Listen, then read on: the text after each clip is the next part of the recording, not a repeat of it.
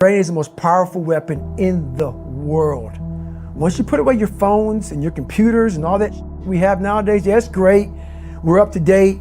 But your brain is the only thing you have when you're going through depression, when you're going through hard times, when you're going through death, real life.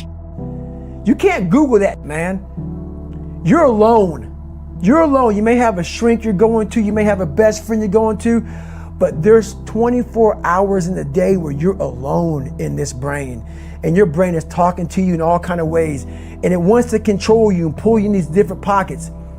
If you can't control your own brain and your brain controls you, you got to tell your brain where you want to go and how you want to go and how you want to get there. You got to control it. If not, it's over. What existed for me was, okay, man, how am I going to make this work?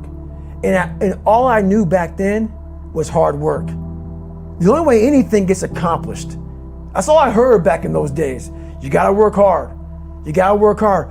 I'm not getting I can't get this paragraph. I can't remember what the f***'s in this paragraph to pass this test to get in the military. Read again.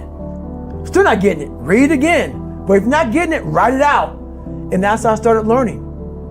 Okay, well, I gotta write out everything I do. And then write it out again, and write it out again. And guess what happened? I got it. I can't swim. I'm negative buoyant. Go back again. I can't swim. Go back again. Go back again. Go back again. I got it.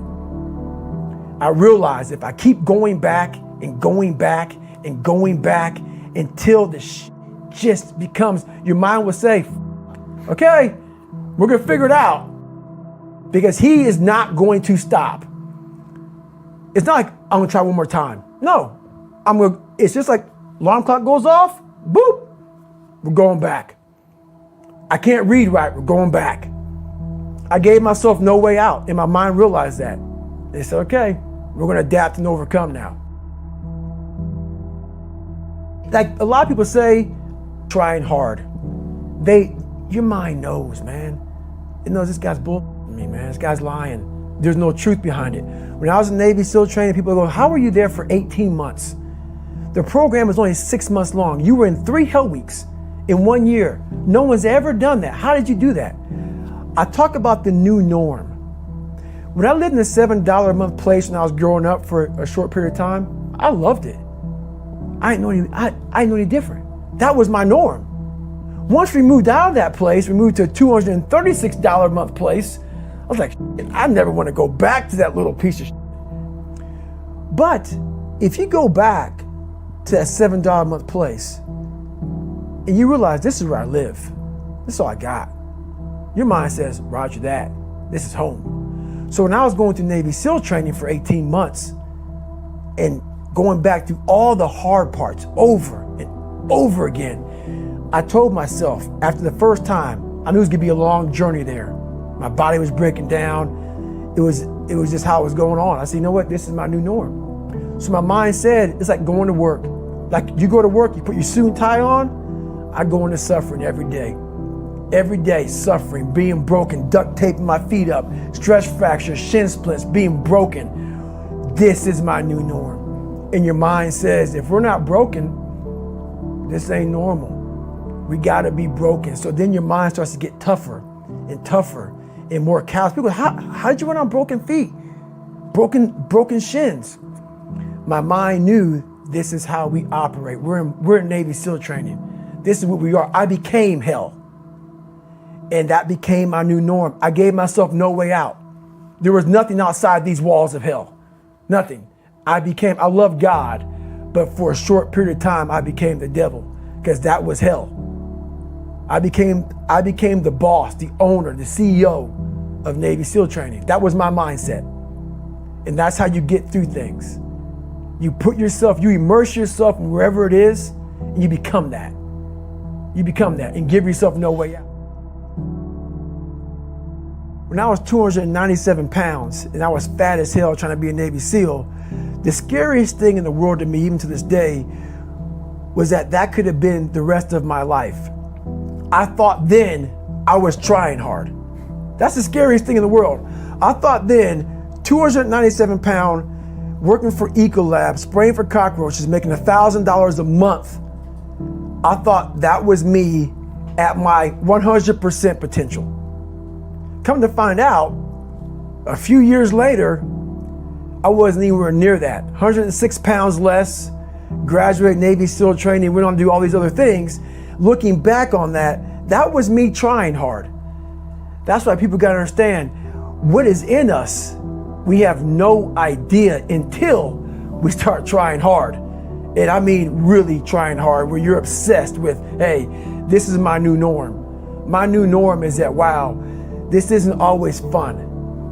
It's not always meant to be fun. And that's when you know you're trying hard. People hear my story and think this guy is sadistic.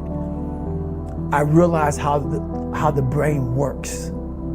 I figured out how the brain works. I'm a scared kid, and that's what gives me so much power.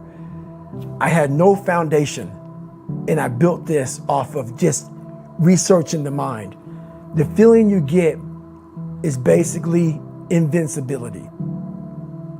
You realize that you can't do it all the time. When you need to do it, I know I can go to a place that I can live in. And when you know that you can run on broken legs and you can do certain things that a lot of people can do, but they're not willing to do, this power, this sympathetic nervous system of fight or flight, and you're fighting, it gives you this charge of energy of when you're sitting there at 3:30, 4 o'clock in the morning and you're duct taping your feet up because they're broken, and you're doing it by yourself, and you're going through arguably one of the hardest training in the world. And these guys, most of them are healthy, and you're going through it broken, and you're already at a disadvantage, but you're still there. You can feed into that and tap into that for a lot of power. But if you look at it, well, I'm broken, man. I'm not gonna make it.